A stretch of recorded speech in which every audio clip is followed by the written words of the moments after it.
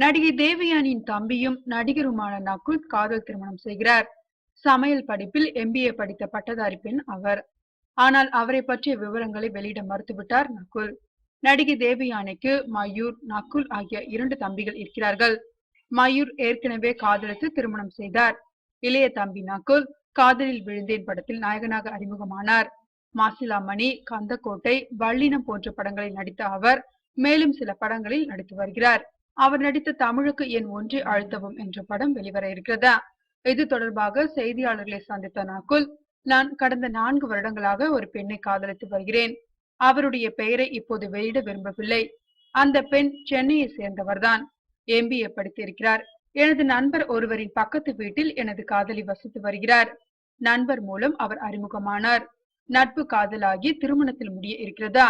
எங்கள் காதலை அக்கா தேவயானி உட்பட என் பெற்றோர்களும் காதலியின் பெற்றோர்களும் ஏற்றுக்கொண்டு விட்டார்கள் என்று நகுல் தெரிவித்துள்ளார்.